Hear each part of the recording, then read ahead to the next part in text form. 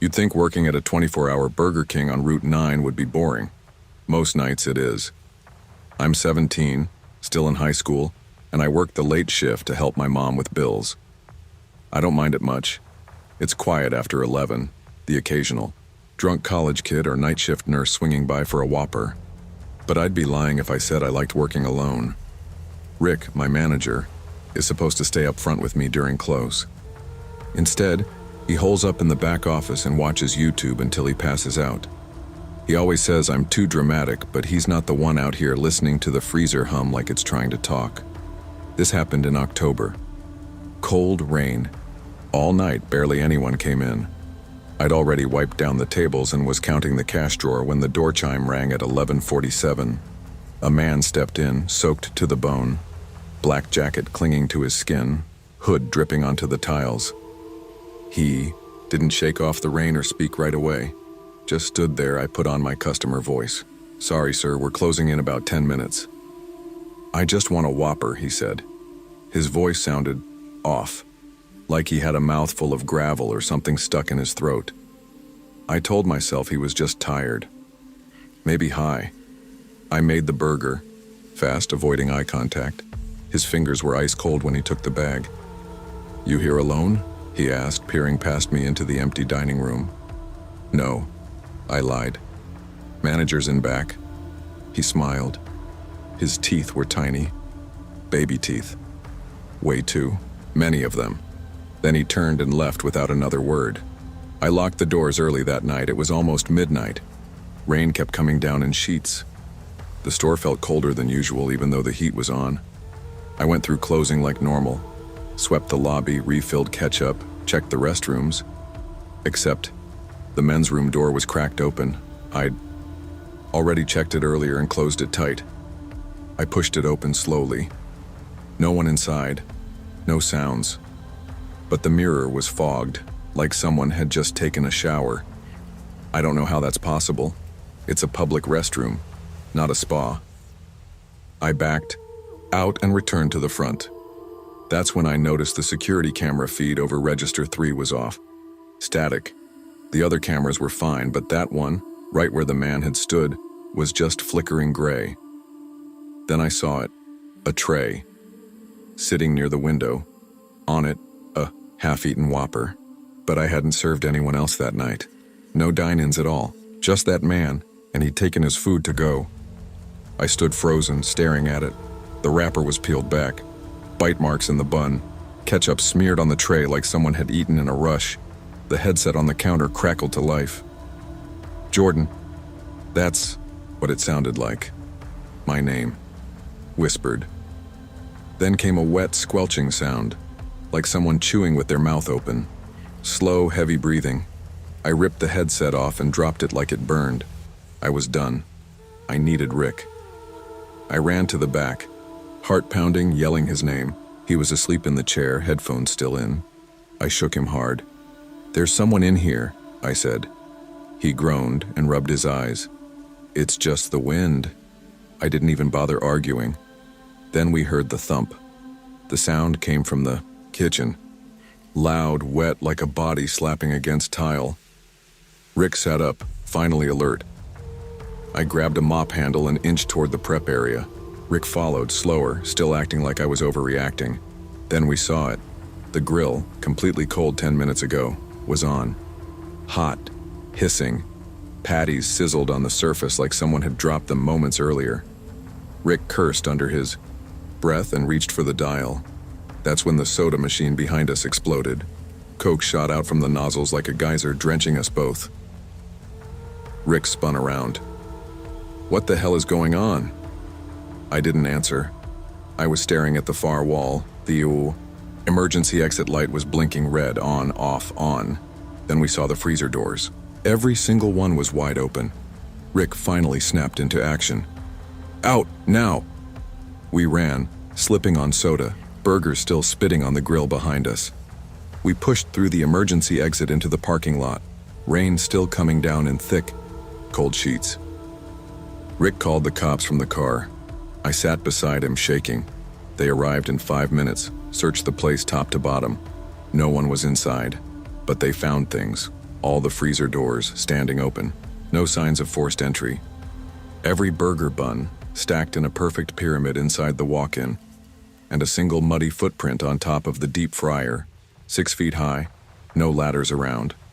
The print didn't match any of our shoes. The cops couldn't explain it, neither could we. Corporate sent a rep the next morning. She wore a sharp suit, carried a clipboard, and smiled like everything had an easy answer. A prank, she said, clicking her pen. Maybe a disgruntled ex-employee. Could have set the grill on a timer. Soda malfunctions not uncommon either. Rick looked like he wanted to argue, but he didn't. Probably knew it wouldn't help.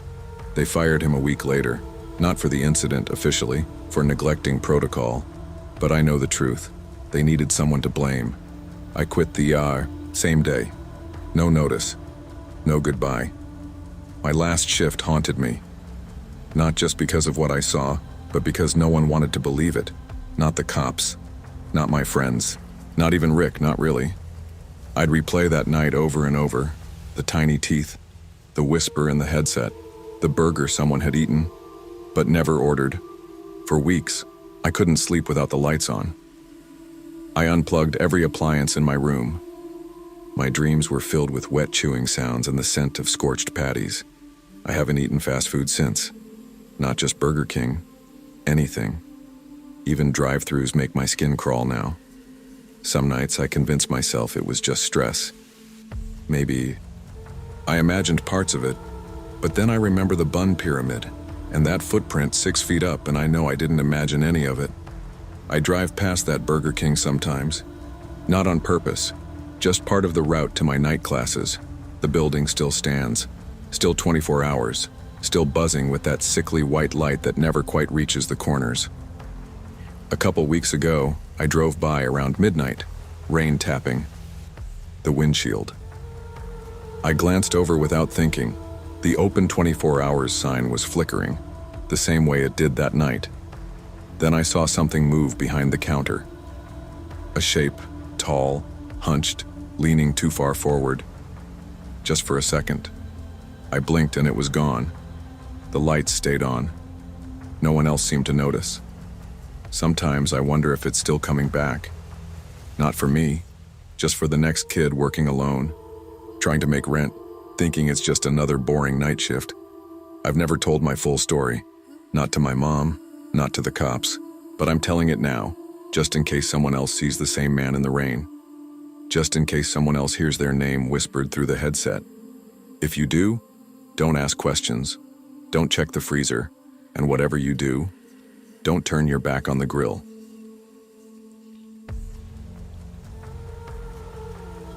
I didn't believe in ghosts. Still don't, not really. But something happened to me on the night shift that I can't explain, and every time I try, people either laugh or look uncomfortable. So I stopped talking about it. My name's Jasmine. Carter, Jazz to everyone who knows me. I moved to Melbourne last year for uni, majoring in sociology. Things were okay until my scholarship fell through mid-semester. I couldn't afford rent anymore. That's how I ended up pulling over nights at a Burger King on Elizabeth Street. The place gave off weird energy from the start. Fluorescent lights that buzzed too loud, equipment that seemed to break without reason, regulars who wouldn't make eye contact. The turnover rate was insane. I think I was the third night shift worker that month. Greg Holloway, the manager, was a tired guy with gray stubble and the energy of someone who gave up caring years ago. On my first solo shift, he just handed me the keys and said, "We've had some creep hanging around the dumpsters. Ignore him, lock the back door." I nodded, not thinking much of it. Urban weirdos are part of the city. I wasn't scared, but by my third night things started to feel off. Around 1:45 a.m. the drive-through headset crackled to life with a burst of static. Then I heard breathing. Slow, raspy, close. "Hello?" I said. Nothing. The security monitor showed nothing in the drive-through lane, just empty pavement. But on the screen facing the lobby, something shifted, movement near the condiment station. I walked around the counter, and as I approached, a single ketchup packet dropped from the counter to the floor. No breeze, no draft, just silence. I started to feel watched. I told myself it was a coincidence. Maybe the packet had been teetering on the edge, Maybe the headset had picked up a random frequency. City tech always glitches, right? But then came the second night of weird. I was dropping a fresh batch of fries into the oil when I heard it. 3 sharp knocks. Not from the door, from inside the restaurant. They echoed out from the old play area in the corner, long since boarded up and sealed off. No one used it anymore. It was just a dark patch of space next to the dining room, covered in splintered plywood and faded safety signs. I froze, fry basket in midair. My ears strained. Nothing followed. I walked over, trying to act like I wasn't freaked out. Checked the monitors. The hallway was clear. Then the soda fountain hissed to life. Sprite exploded from the nozzle, soaking my shoes and pants. The machine kept going until I yanked the power cord from the wall. Before I could even catch my breath, the front service bell, one I hadn't touched all night, dinged twice. It wasn't a customer.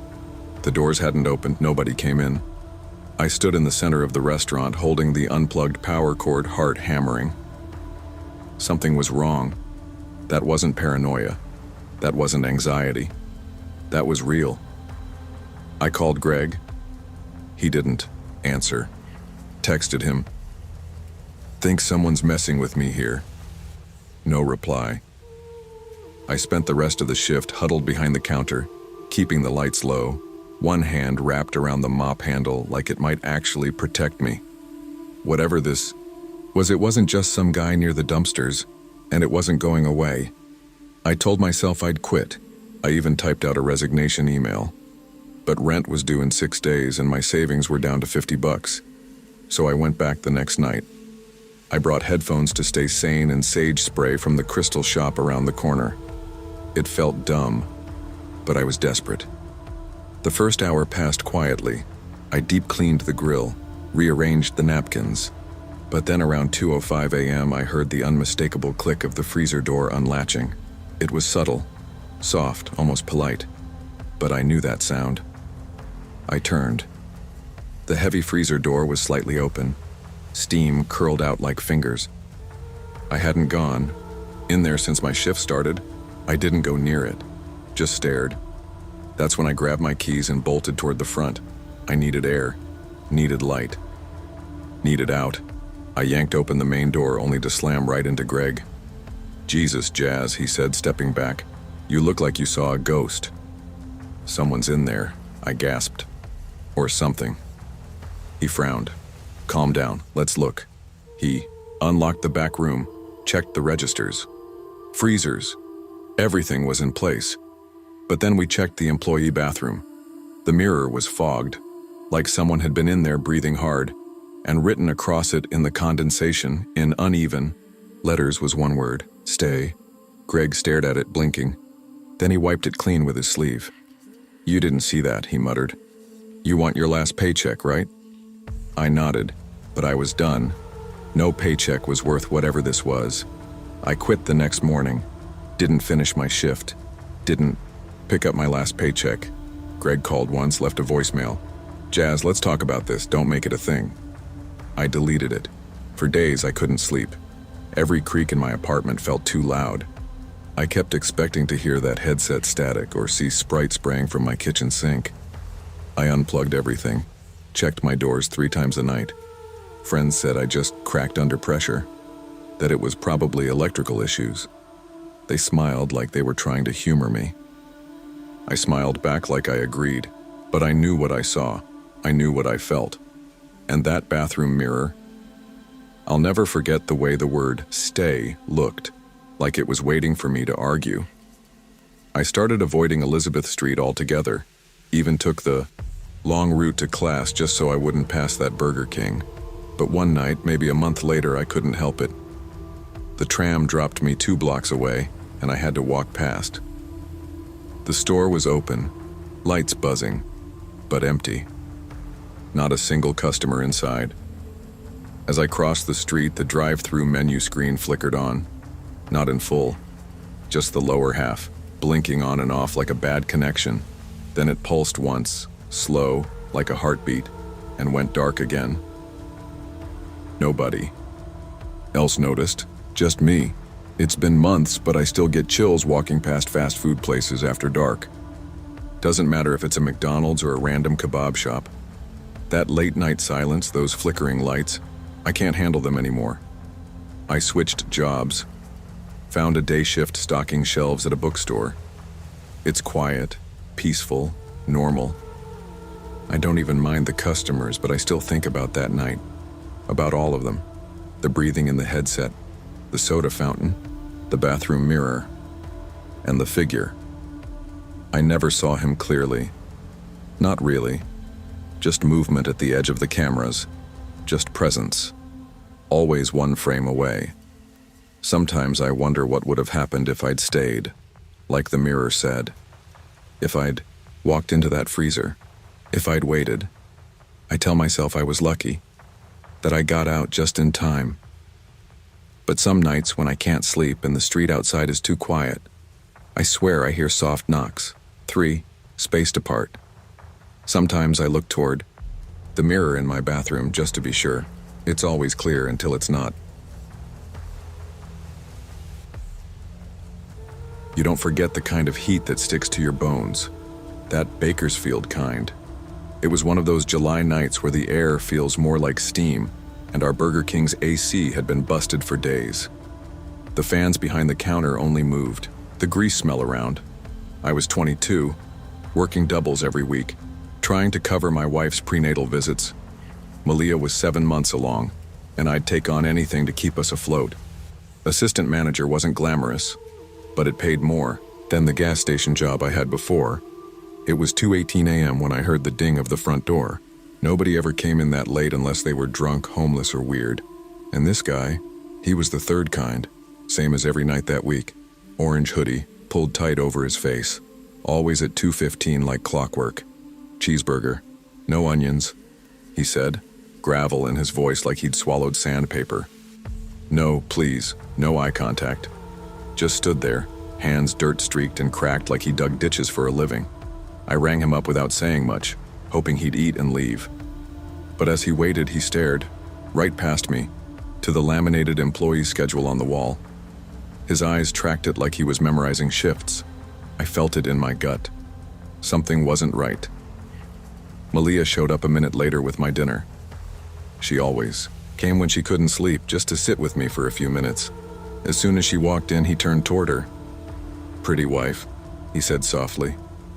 Malia smiled awkwardly and walked to the back. I could tell she didn't like his tone either. He took his bag and left without another word, but I knew that wasn't the end of it. After the guy left, I locked the door behind him and did a sweep of the kitchen. I needed something to shake that weird feeling off. Malia sat in the break room picking at her sandwich and talking to the baby. "I swear he's getting more active at night," she laughed. "Just like his dad," I said, trying to sound normal. But something was eating at me. I stepped out back to toss the trash, and that's when I saw it. The door was unlocked. I always check it during closing. I even remember twisting the latch myself just before midnight. But now it hung slightly, ajar, warm wind pushing it in. Inside, something else was wrong. All the kitchen knives, every last one, had been taken from the drawers and laid out perfectly straight across the prep counter. Not touching. Lined up like some creepy art project. Backed up, heart thudding. I hadn't heard anyone come back inside. Then I noticed a piece of paper taped to the walk-in freezer. It was a crayon drawing. A house. Our house, I think. The siding, the mailbox, the porch swing. Malia painted blue. There were stick figures, 2. One tall, one round-bellied, a baby between them. I tore it down, breathing hard, and rushed to the break room. "Malia, we need to leave." "What?" "Danny, what's going on?"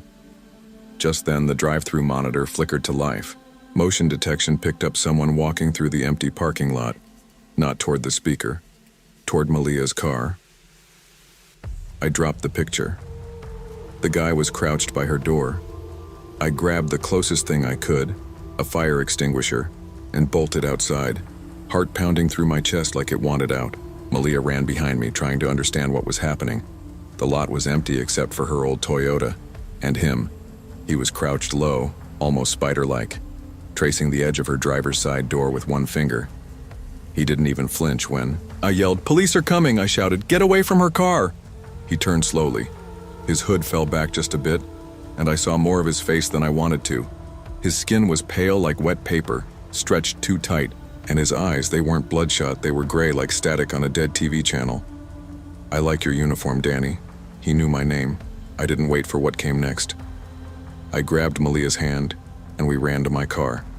I don't remember buckling her in, just peeling out of that parking lot and driving without direction. We didn't stop until we hit a Denny's 15 miles out.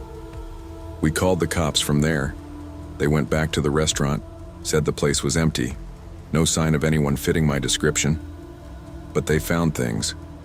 All the booths wiped down until they shined even though I hadn't cleaned yet. The office safe wide open, but not a dollar missing, and a cheeseburger. Perfectly wrapped. Placed dead center on my desk. No receipt, no fingerprint. Just there. Waiting. We never went back. The next morning I showed up just long enough to quit. I didn't even collect my last check. The regional manager said corporate labeled it a harmless prank. A break-in maybe. Said I probably left the safe unlocked. He even laughed when I told him about the knives and the drawing. "You sure it wasn't one of your guys messing with you?" "Yeah, that's what they always say." Malia didn't laugh. She started locking every window at night, even though it was pushing 100 degrees inside our apartment. We stopped sleeping through the night. The baby kicked harder. Sometimes I wake up and think I hear the soda machine fizzing. That guy never came back. But the fear did. The quiet kind that creeps into your head when the sun goes down. I asked myself over and over why he was watching our schedule. Why he cared about Malia.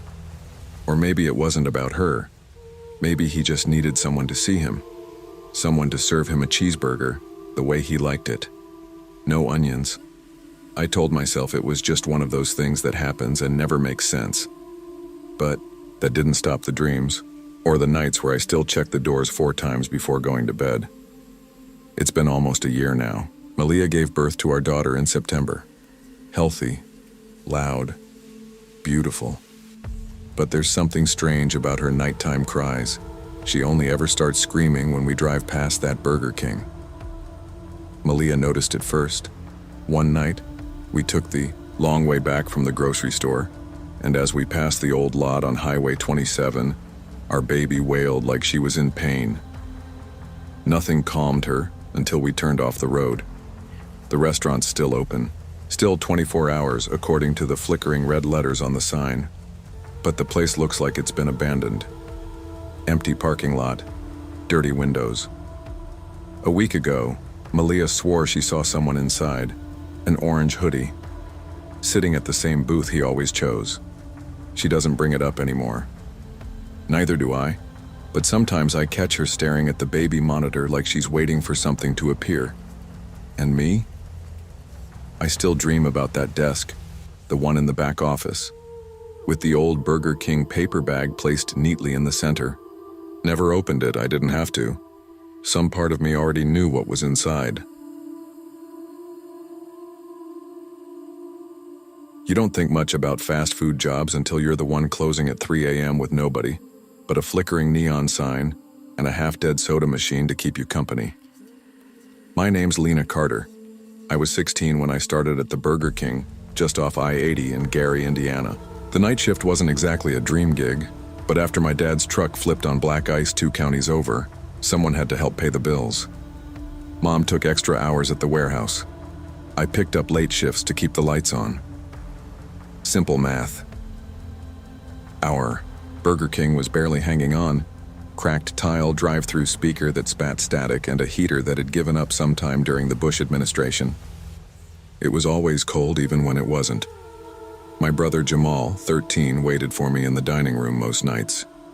We didn't have anyone to watch him, and after what happened to our cousin at that gas station off Ridge Road, I didn't like him being home alone. He'd sit with his hoodie up, headphones on, playing games on his beat-up tablet until my shift ended at 4 a.m. The manager, Keith, didn't care. He never said much to me, just stayed in the back where the office cameras didn't work. His truck was always parked out back, but some nights I swore I didn't see him leave or enter. That night in November, the cold came through the walls like smoke. I had 2 layers on under my uniform and my breath fogged in the walk-in cooler. I was alone out front restocking ketchup packets and wiping down trays when the headset crackled in my ear. "Number 2 meal. No pickles," a voice said, low and slow. I looked at the register. No order was showing. At first, I thought it was just a glitch. That headset was older than me. But the fryer kicked on by itself, just flipped on, hissing and spitting oil, and I hadn't touched anything. "Keith?" I called toward the back. No response, no shuffle of boots, no muttered complaints. The lobby was empty except for Jamal, still zoned out near the corner booth. Outside, the wind was howling. The windows were fogged over, but I could see movement near the dumpsters, just a quick shadow, like someone ducking behind the lid. I set the napkin dispenser down and went to check on the fryer. A full basket of frozen patties was slowly lowering. Into the oil. I hadn't loaded it, my hands were dry. That's when I noticed it, the crown. One of those cardboard Burger King crowns, bent and soggy, wedged in a doorway I didn't know existed. It was near the walk-in freezer behind a mop bucket we usually kept in front of the wall. I'd worked here 6 months. There was no basement, yet the crown held open a narrow door I swore had never been there. A sour draft drifted up, meat, rot, ammonia. I reached for my phone. No signal. I stepped closer, thinking it might be an old storage room. Maybe Keith was back there. But the door didn't feel like it led to a room. It felt like it opened down. Right then, my phone buzzed. A message from Jamal. Why is that guy watching me from the play place? My stomach dropped. We hadn't had a functioning play area since I started. It was sealed up and half boarded over. I turned back to the lobby and I swear something moved behind the plastic wall of the play tunnel. I burst into the lobby, my heart pounding. Jamal was standing now, off the bench, pale, staring toward the shadowed play place structure. "There's someone in there," he said, his voice thin. "No one should be in there," I told him, keeping my voice calm, but my hands were already trembling. We both looked at the play structure. The plastic tunnel, the kind you crawl through as a kid, was dark inside, but you could see the shape of it. And something was inside. I saw the outline shift. A slow crawl. The shape hunched inhumanly long. "Jamal, come with me," I said, stepping toward him. Then all the soda nozzles behind the counter sprayed at once. A blast of sugary mist hissed into the air like a broken pipe. Jamal jumped. I grabbed his arm. We ran toward the back, toward the emergency exit near the walk-in fridge. My fingers fumbled on the metal push bar. Behind us, the freezer slammed shut hard enough to shake the wall. A low ch-ch-ch came from my headset, like someone flipping through frequencies. Then, clear as a whisper in my ear, a voice murmured, "Special sauce." I ripped the headset off and slammed the exit door open. Cold air hit us like a wave. We sprinted into the parking lot, sliding slightly on the icy pavement. We didn't stop until we reached the gas station across the street. The attendant looked at us like we were crazy, but he didn't ask questions. Inside, we called the cops. By the time they showed up, Keith's truck was still there, but he wasn't. No one was. And the basement door? Gone. They said it must have been a prank, a misunderstanding. We were just spooked kids, but we knew better. 2 days later, I went back to pick up my last check. I'd officially quit. My mom didn't argue. After hearing what Jamal and I saw, she decided a little extra debt was worth it if we were both safe. The Burger King was closed. Temporarily, they said. Health inspection, electrical issues, something vague and corporate. But I got curious. I peeked through the drive-through window. The lobby was dark. Chairs still stacked. Trash still in the bins. It looked like they hadn't touched a thing since that night. A week later, word got out. Someone cleaning ceiling tiles found a stash of old wrappers, 37 they said, all stuffed and molded like someone had been hiding them. Not just wrappers, napkins too. All used. In the fridge, Keith's manager shirt folded neat. No wallet, no phone, no Keith. Then came the note, slipped inside a grease-stained employee manual. "We see you when you're sleeping." Cops shrugged. called it likely vandalism or a sick joke. Burger King corporate said they had no record of any basement or after-hours incident. No known threats, no footage, camera malfunction, they claimed. Even stranger, the security feed from that night showed Keith leaving at midnight. But someone kept moving through the kitchen till 3:14 a.m. And I swear that voice, that whisper from the headset, it didn't sound like Keith. It didn't sound human. Now I work at a McDonald's off Route 12. It's bright, clean. Nothing fancy, but I feel safe. My manager's a real person. The freezer stays shut. The headset stays quiet. But some nights when I'm driving home and I pass that old Burger King, I see it. The drive-through sign, still broken, still half lit, suddenly flickers on. Sometimes it flashes "Welcome Lena" like it knows me, even though I'm in a different car. No name tag, no uniform. No reason it should recognize me. Jamal won't even ride past it anymore. He looks away. Says he dreams about that tunnel sometimes. They finally reopened it, under new management, different staff, new paint on the walls. But that smell? Jamal swears he caught it on the wind the last time we got stuck at the light nearby. Like burnt, grease, sour meat, and something older. I try not to think about that night, about the crown or the soda nozzles or the cold voice that knew my name. But every now and then, when I wake up at 3:12 a.m. for no reason, I wonder, what if we hadn't left? What if we'd opened that basement door all the way? And what if whatever's down there is still waiting? They say the night shift will kill you. They don't say how. After my wife Angela passed in that wreck last year, I took every hour I could at the Burger King on Route 66. Bills didn't stop coming just because my heart did. My 12-year-old daughter Jasmine needed shoes and school books and someone to keep the heat on in February. The only job I could get fast was wearing a hairnet and scraping old cheese off laminated booths. That place stank of fry oil and quiet failure. The sign flickered like it had epilepsy, and the hum of the fridge in the back never stopped whining like it missed better days. Jasmine would come with me, sitting in the last booth near the window, nose in her homework, earbuds in. It wasn't ideal, but leaving her home alone wasn't an option anymore. Then came the night Carlos gave me the uniform. "Old one's looking rough," he said, pushing a folded shirt across the counter. $5, barely worn. Saved you the hassle. The tag stitched above the left breast pocket said Lauren. Letters faded but clear. I hesitated. "You sure I can wear this?" He shrugged. "Only if you want tips to stop thinking you rolled." Out of a grease trap. I took it. $5 was a bargain. I changed in the locker room. That was the first time I felt it. Like someone breathing against my spine. Cold and wrong. By midnight, things got strange. The soda machine spat out. Something thick and red. Not ketchup, not cherry cola. Blood red and reeking of copper. Jasmine didn't seem to notice.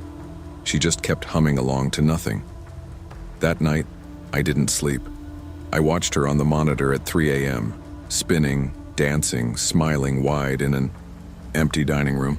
No music played. The next night, I wore the uniform again. I told myself I was imagining things.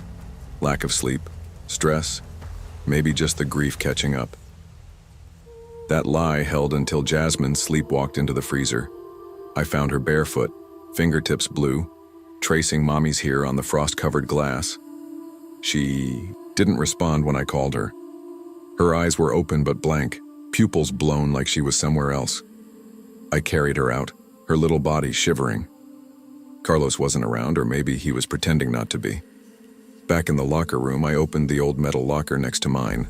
No lock, just rust. Inside were folded papers, a pair of worn-out sneakers, a small Bible with the name Lauren Reyes, written inside the cover, a stale half-pack of gum, and a crumpled check stub, Burger King, $132.45, dated June 11th, 2021. Lauren's name printed in faded ink. The same day my wife died. I swallowed hard. My hands shook. On the counter that night, someone left a receipt I hadn't rung up. Kids' meal, 6 PC nuggets, apple slices, chocolate milk, Jasmine's exact order. Always had been. But we hadn't sold a single kid's meal all night. I confronted Carlos. "Where did you get that shirt?" He lit a cigarette inside like he always did when things got tense. "Storage. Old stock. Maybe a return. You really care?" "She's dead," I snapped. "Lauren Reyes. She worked here. This was hers." Carlos didn't flinch. "Everyone dies eventually, man." I burned the receipt in the toaster oven. Jasmine watched it curl into ash. "Daddy," she whispered later, her voice not quite hers. "She likes me." Third night, I didn't wear the uniform. Hung it up in the back and zipped it in a trash bag. I thought that would stop it. It didn't. The drive-through headset crackled around 2:30 a.m. I was alone on the floor. Jasmine was napping in the booth again. A soft voice came through. "Order when you're ready," I said out of habit. Silence. Then static. Then her voice. Angela's voice. "Daddy's special sauce," she purred, just like she used to when teasing me at dinner. "Don't forget the napkins." I ripped the headset off so hard it hit the floor. Shattered. The camera feeds flickered and then showed Jasmine again, dancing in the dining room. This time, someone else danced with her. A woman, long hair, same uniform I wore, twirling. Rushed out front, nobody there. Jasmine sat still, smiling, staring ahead. "She's so nice," she said. "She smells like fries and mommy's perfume." I couldn't speak. My throat locked. The fryers bubbled behind me, though nothing was cooking. The milkshake machine started grinding on its own, spewing thick sludge that looked like tar. I grabbed the damn uniform and tossed it in the trash bin out back, slammed the lid. Carlos was waiting near the dumpster, lighting another cigarette. "You tossed it?" he asked. "She's in my daughter's head," I said. "Whatever the hell you gave me, it's not just a shirt," he just nodded. "Told you it was barely worn. Didn't say it wasn't claimed. I didn't plan on coming back, but something about unfinished business pulls at a man like gravity."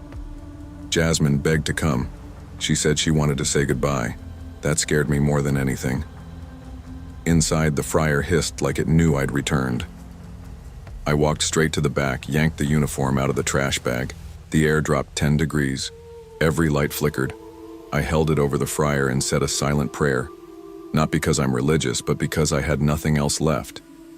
The fabric caught instantly. Orange flames leapt higher than they should have. The fire alarm screamed. Jasmine screamed louder. "She likes it here," she cried, her voice rising, shrill and wrong. "She says I can stay."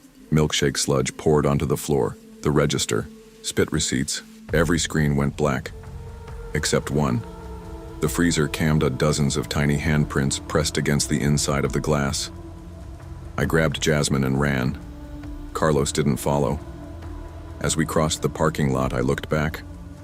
The fire crawled through the walls like it was hunting, like it had purpose. Then, boom. Silence. They called it an electrical fire. No signs of accelerant, no signs of forced entry.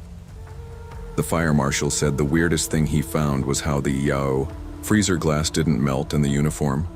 Untouched. Sitting in the ashes like it had never burned. He showed me a picture. Some child-sized handprints on the inside of the freezer. Burger King sent a severance check and a note. "We appreciate your service. There is no record of a Lauren Reyes in our employee database, but I remember her, and so does Jasmine." We moved across town. I took a job at Wendy's. Still wear a name tag, still wipe mustard off booths. Jasmine hums sometimes. That same melody she danced to in the dining room. Sometimes her voice is hers. Sometimes it isn't.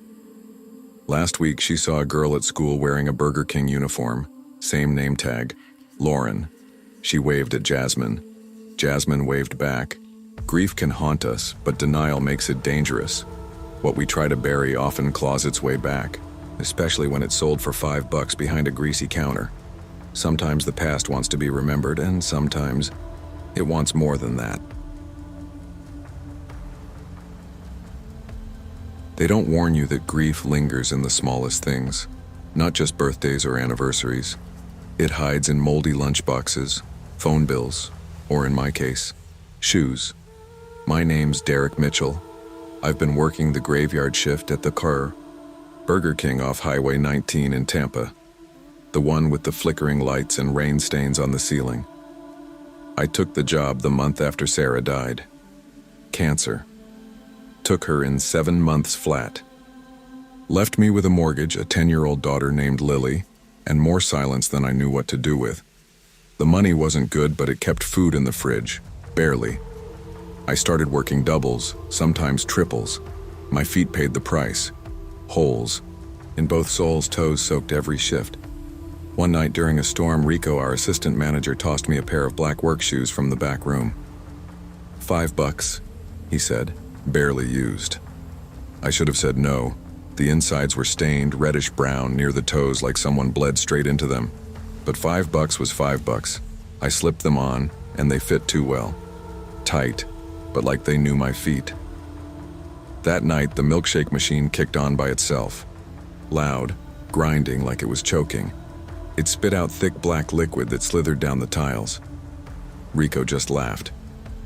Old machines act up. Then I found Lily in the freezer. Her eyes were wide open. She was humming, "You Are My Sunshine," the lullaby Sarah used to sing.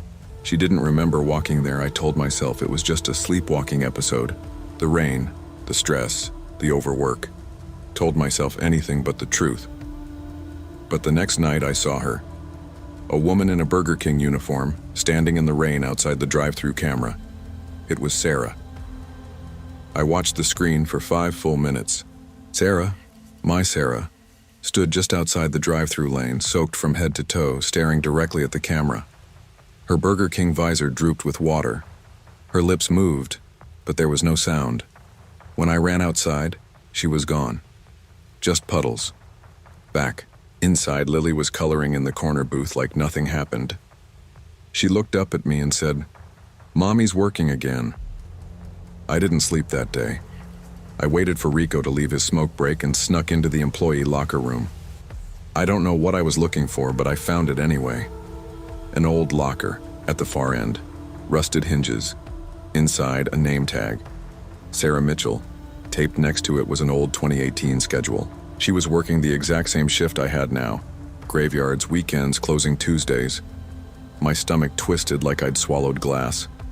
We'd moved here from Clearwater in 2020. Sarah said she'd worked somewhere dumb back in the day, but never mentioned Burger King. I called her old number. Disconnected. Later that night, I found a receipt on the floor. Kids' meal. Chicken nuggets, apple juice, toy, Pony Lily's favorite order. Always had been, but I hadn't rung that in. The system showed no sales between 1 a.m. and 3 a.m. When I asked Lily where it came from, she pointed to the counter. "Mommy left it for me," she said. I sat in the break room for an hour, shoes still on, hoping they'd start bleeding again. They didn't. But I could feel them tightening. Every shift I wore them, I heard whispers. Somewhere between the hiss of the fryer and the sizzle of oil. "She just wants to finish her shift," they said. And suddenly, I wasn't sure who she was anymore. The rain didn't stop for 3 days. Tampa's summer storms always come heavy, but this was different. The sky looked bruised. The thunder sounded wrong, like a growl. Lily started getting worse. She wouldn't eat her breakfast, unless it came in a Burger King wrapper. She began drawing her mother again and again, but the face was off. The smile too wide, the eyes too hollow. She drew Sarah in a uniform, not the nurse scrubs she used to wear, always with black shoes, always standing in the freezer. That Friday night, I found her sleepwalking again. The freezer door was cracked open, her little hand pressed against the frost, writing words backwards so I could read them on the outside. "Mommy's cold." I pulled her out and wrapped her in an apron. Her lips were blue, her fingers frostbitten. She looked up at me and whispered, "She's waiting." I was done pretending. I confronted Rico, told him about the shoes, the receipt, the freezer. He didn't even blink. "You think you're the first?" he asked. "That uniform used to belong to a girl named Sarah. Came back after her break and never clocked out. Disappeared. Place barely reported it. Her shoes sat in lost and found until I gave them to you. You knew? He flicked his cigarette onto the wet tile. Man, this place don't care what haunts it, long as the grill stays hot and the register rings. He left me standing in the rain-dripping hallway, alone. That night, I put on Sarah's shoes one last time. Not to wear, to burn. I waited until closing. Lily slept in the booth, hugging her crayon box like a teddy bear. The storm outside raged, wind howling through the back vents. I grabbed the shoes and walked to the fryer. My hands trembled. I whispered, "I'm sorry," to whatever part of Sarah might have been left in there. Then I dropped them in. The oil hissed, then screamed. The fryer exploded in flame. Every alarm in the building went off at once. Fire, smoke, theft. Even the ancient doorbell on the drive-thru, the soda machine, began spraying red, thick, sticky, like blood. Lily shrieked, not from fear, more like heartbreak. "She just wants to work again," she screamed, voice shrill, not entirely her own. I ran for her, grabbed her in my arms. The kitchen lights blinked out. I saw movement. Through the smoke, Sarah, walking toward us, dripping grease, smiling. I kicked open the emergency exit and ran into the storm. Behind us, flames roared. The whole restaurant was lit like a beacon. The smell of burning oil and burnt memories followed us for blocks. The fire marshal said it was an electrical issue. No accelerants, no foul play, just an overloaded unit. Case closed. But the shoes? Still there, sitting perfectly whole in the ashes, no sign of fire damage. He also mentioned something else. There were footprints, he said. Child-sized, 42 of them, all leading into the freezer. I didn't respond, just took Lily's hand and walked away. Burger King corporate denied everything. No Sarah Mitchell in their system, no incident report. They even docked my last check for damages. Called it equipment negligence. I got a job at the Waffle House across town. Cleaner, safer, mostly. Lily's doing okay now. She doesn't draw as much. She talks less, but she smiles more. But sometimes, just sometimes, when we pass a Burger King commercial on TV, she stops what she's doing, then she starts tying her shoes. Over and over and over, like she's getting ready for her shift. Some jobs never let you clock out. Some grief clings to routines, to name tags, to shoes. In the end, it's not always ghosts that haunt places. It's corporations that forget the people who bled for them.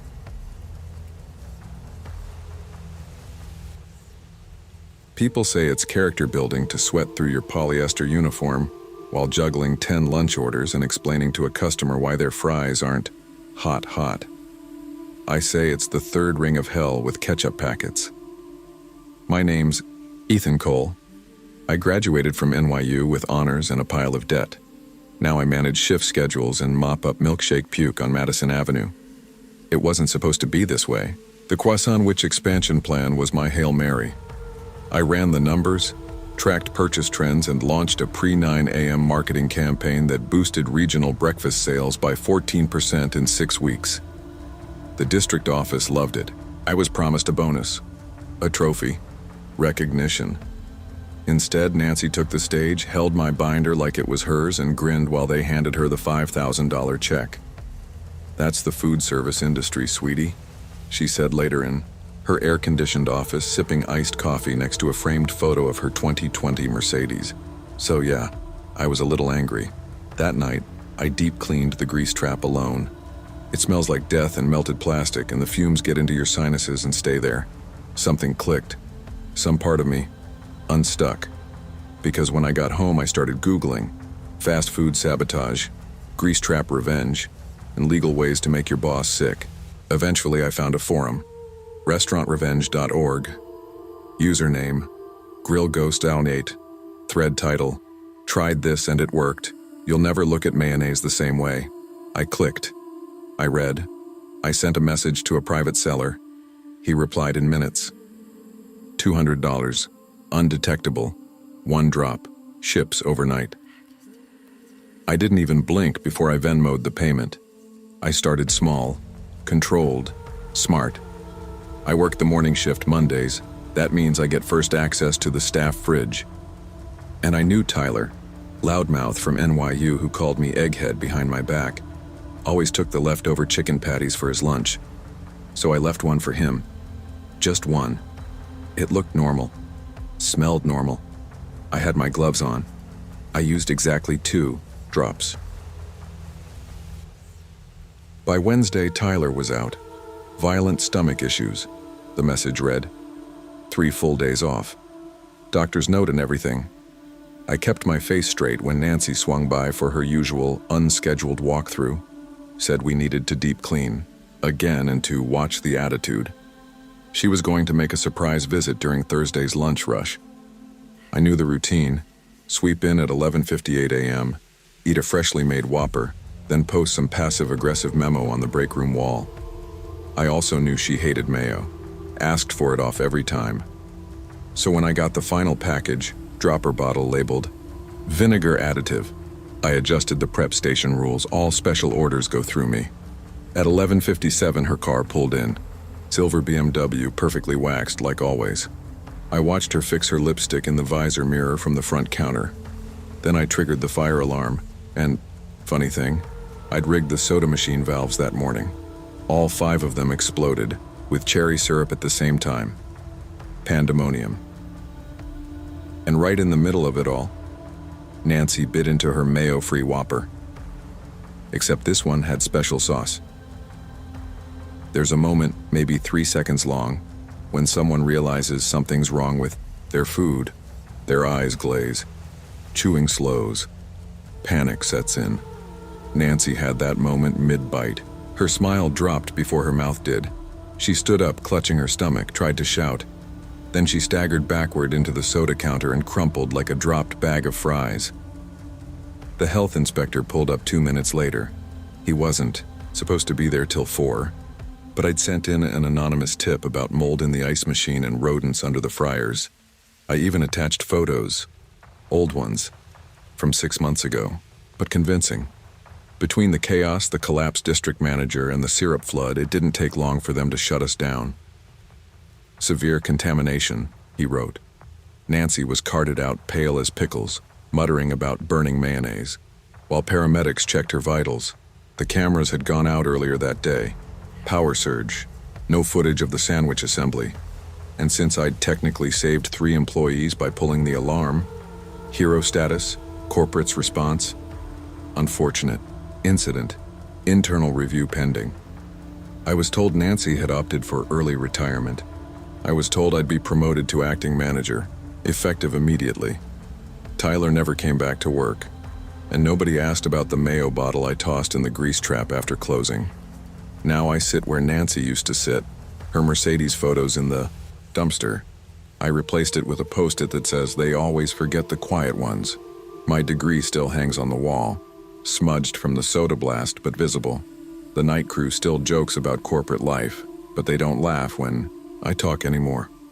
One of them, Jade, asked why the patty warmer locks from the outside now.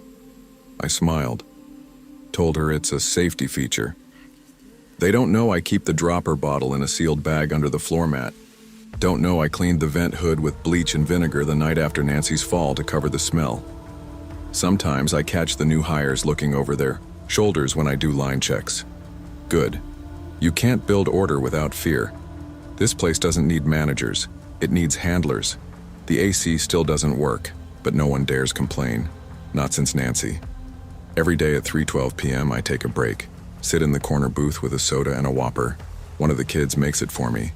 They always ask if I want mayo. I always say, no. One day, I might say yes. Not for me, for them, because that's the thing no one tells you. Fast food isn't about burgers. It's about balance, hierarchy, ritual. You follow the rules or you become part of the menu. Corporate never called again, never investigated. As long as the drive-thru hits the quota, they don't care who's bleeding in the break room. I still hear Nancy sometimes, when the vent hums just right, or when the mayo pump lets out that wet gasp. "Sweetie," she whispers, That's the food service industry. Damn right. I lean back in her chair, my chair, and I hum the Burger King jingle under my breath, real soft, like a prayer. Workplaces built on exploitation eventually breed monsters who learn how to smile while serving revenge. In the end, it's not the food that poisons people, it's the system.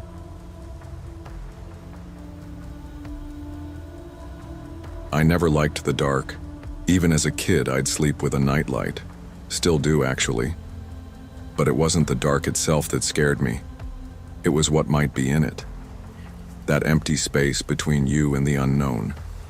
That pause before a footstep. That creak you tell yourself is just the house settling. I took the night shift at Burger King to fight that fear. My therapist called it exposure therapy. My dad called it growing up. Whatever it was, it didn't feel brave. It felt stupid. But I needed the money, and my uncle got me the job through his buddy, Mr. Dawson. So 2 nights a week from 10 p.m. to 6 a.m., I wore a paper crown and handed out fries to drunks and teenagers. The place was on West Addison, tucked near an old apartment complex and a closed-down Payless Shoes. It wasn't dangerous, not really, but it wasn't comforting either. Just hollow. Especially at 2 a.m., when the buzz of the fryer was louder than your thoughts. Mr. Dawson swore the security cameras were solid. State of the art, he said. I never questioned it, mostly because I didn't want to know what I'd see if I looked too closely. Usually my nights passed with a couple of Uber drivers and stoned college kids ordering milkshakes. Same faces, same weird smell in the mop closet. Nothing to be afraid of until that night in November. It was bitter cold. Wind slapped the windows, and even the deep fryer seemed tired. The lobby was empty, and I'd just finished restocking the sauces when I glanced at the back door. And that's when everything changed. It was open, not wide, but enough to matter. I stood there, frozen, gripping a packet of honey mustard like it was a weapon. I knew I'd locked that door. I always did. Mr. Dawson had drilled it into me. Lock the back door before 11 every night. No exceptions. But there it was. Ajar. Just an inch. Just enough to make you think maybe it hadn't latched. But I knew it had. I walked to the monitor, above the drive-through window, and clicked through the camera feeds. Kitchen, alley, freezer, dining room. Everything looked normal. Dim, dusty, lifeless. I stared longer than I should have, maybe hoping to see nothing. Then I did. Movement, just a blur at first, in the top corner of the dining room feed. I clicked to zoom in, squinting at the grainy footage, and there he was, tall, hooded, standing, perfectly still next to the soda machine, his head tilted up, right at the camera, right at me. I backed away like the screen could hurt me. My throat tightened. I could hear the clock ticking above the fryer. Just ticking, like everything was paused except me and him. I reached for my phone but realized it was on the counter by the front register. Too far. The front doors were locked, the back was open. I was boxed in, and he was between me and the only way out. I ducked behind the counter, hands shaking. I could barely breathe. My heart pounded so loud I was afraid he might hear it. The silence felt heavy, like he was just standing there listening for me to move. That's when I remembered the staff bathroom. It had a window, small, but maybe enough.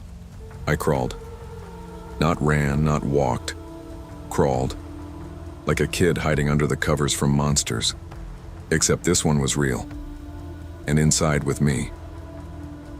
The tile floor was freezing, and every shift of my elbow echoed. I kept my eyes on the dark kitchen ahead. The hallway to the employee bathroom was about 20 feet away, but it felt like a mile. I didn't dare look back at the dining area. I didn't want to see if he was moving. When I finally reached the hallway, I scrambled to my feet and pushed the bathroom. Door open, locking it behind me. The tiny room smelled like bleach and whatever sad soap the dispenser always half spit into your hand. There was a mirror, a toilet, and the window, set high and narrow above the sink.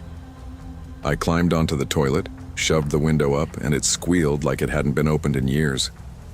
My fingers were going numb, but I didn't stop. I pulled myself up, scraping my arms on the sides. It was a tight fit. I'm not a big person, but even for me it was a squeeze. Halfway through, I got stuck. My belt caught on the latch. I had to yank it off entirely and leave it dangling. I didn't. Kare. I kicked out, dropped onto the pavement behind the restaurant, and landed hard on my ankle. It popped. I screamed. Didn't even mean to. It just came out. But adrenaline was a hell of a drug. I hobbled across the street toward the BP gas station, crying, limping, trying not to fall. The clerk, some sleepy guy in a hoodie, stared like I was nuts. I begged him to call 911.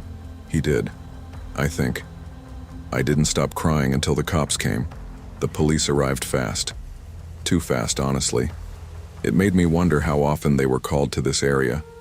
The cruiser lights painted everything in red and blue, like the world couldn't decide between danger and safety.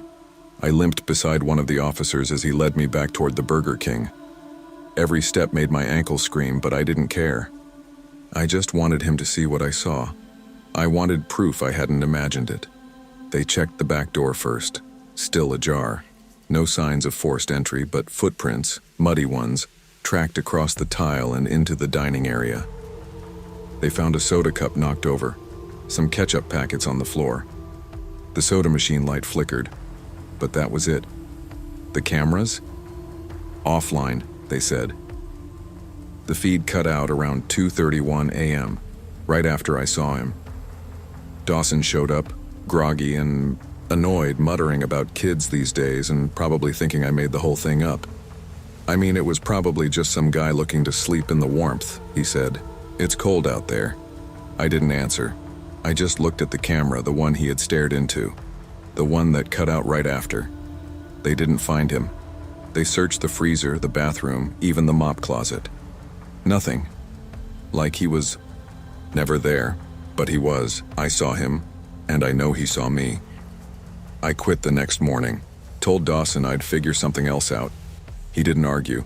The cops called once to follow up, said they'd patrol the area more often. That was it. Case closed. It's been 5 months. I don't talk about it much, not even to my therapist. She says trauma processes on its own time, which is a polite way of saying give it a few years. I haven't stepped into a fast food joint since. I double lock everything now. Windows, doors, even my car when I'm pumping gas. I don't listen to music when I walk home at night. I need to hear what's around me. I don't want to, but I need to. And sometimes when it's late and I'm alone, I swear I hear it. That soft ding of the Burger King drive-thru. The one that plays when a car pulls up. Only, I'm not near any Burger King. Sometimes I check my phone thinking maybe I left a video playing. I never did. Sometimes I think it's in my head. But the fear? That's real. The kind that hides under your skin. Quiet. Patient. Like he was. The worst part? I still don't know what he wanted. If he was just some drifter or something worse. I've read stories about people who disappear during overnight shifts. Workers gone missing without a trace. Everyone assumes they ran away. I wonder how many of them saw a man like mine, standing in a corner saying nothing, staring at a camera, waiting for someone to look back. I never thought I'd end up working overnight at a Burger King in downtown Toronto. But student loans don't care if you're exhausted or scared. They just keep piling up. It was January, freezing cold, and I was behind on tuition again. I'm studying psychology, ironically. I understand anxiety from a clinical perspective, but understanding it doesn't make it go away. My hands still sweat when I talk to strangers. My stomach still knots walking into a crowded room. So yeah, working alone at night in a fast food joint wasn't my dream job, but the extra pay helped. Barely. My mom's friend Derek Voss managed the place. He vouched for me. It's easy, he said. Quiet at night. Mostly homeless folks looking to warm up or a few drunk kids grabbing a late snack. He shrugged off the safety concerns like I was being dramatic. There's cameras. You'll be fine. At first I was. Most nights were quiet. I'd clean, restock, and maybe serve a handful of customers. I kept my headphones in, just one earbud, and listened to true crime podcasts. Probably a mistake in hindsight. That night, though, everything felt off. Colder than usual. The place was dead silent except for the buzzing lights and the distant hum of the city. Around 1:30 a.m., I just finished wiping down the counters when I heard a metallic clang echo from the alley behind the store. I froze, probably just the wind, or maybe the dumpster lid shifting from the cold. I told myself that, repeated it like a prayer, but then I looked at the back camera feed, and there he was. A man in a hoodie, standing completely still just outside the delivery door, staring directly into the lens, staring straight at me. I backed away from the monitor like the man on the screen could reach through it. I double-checked the back door log.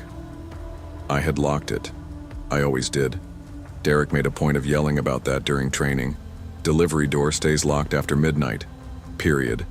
So how was he standing there? And how long had he been watching? I switched to the next feed. Nothing. Then, movement. My stomach dropped. He wasn't outside anymore. He was inside. He stood near the drive-through station, half lit by the glow of the soda machine. He didn't move like someone in a hurry. He wasn't scrambling for money or shouting. He just looked, slow, casual, almost curious. His shoes scuffed softly against the tile. I ducked behind the counter, heart pounding. I didn't know what to do. I'd had zero training for this. Derek said the alarms were only for real emergencies, and that police don't come unless you're bleeding. Great advice, really. I reached into my apron, trying to quietly grab my phone. The fabric rustled loud as thunder in the silence. I hit 911 and dropped the volume to 0. My eyes stayed locked on the tiny gap under the counter. I saw his feet move past, slow, careful steps toward the register. He was between me and every exit. Then I heard it, the register drawer creaking. Open, coins spilled, the cash rustled. I didn't think. I just moved. I crawled toward the narrow hallway that led to the staff bathroom, keeping low and praying he couldn't hear me. Every breath felt like a risk. I didn't stop to think. I didn't even feel scared anymore. Just pure instinct. There was only one way out, and it was barely big enough to fit me. The staff bathroom was the size of a closet, cold tile, broken soap dispenser, and the smallest window I'd ever seen. I locked the door and stood there shaking, listening for footsteps. I could still hear movement, muffled scuffs, and faint clinks. He was still in the front. I looked at the window again. Too small, too high. But it was all I had.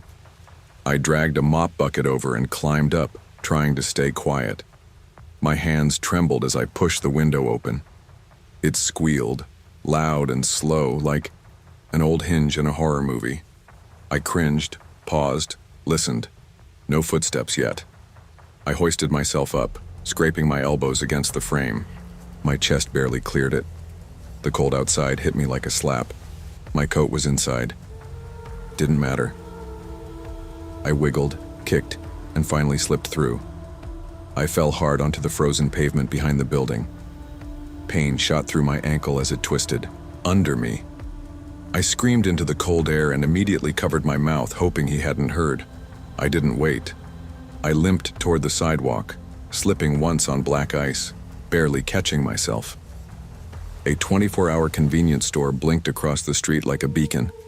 My ankle throbbed, my legs shook, but I made it. I burst through the doors, panting, crying, trying to explain to the stunned cashier what had happened. He didn't even ask questions. Just picked up the phone and dialed the police. While he talked, I collapsed onto the floor, hugging my knees, shivering from the cold and the fear. I didn't feel safe. Not yet. Not even close.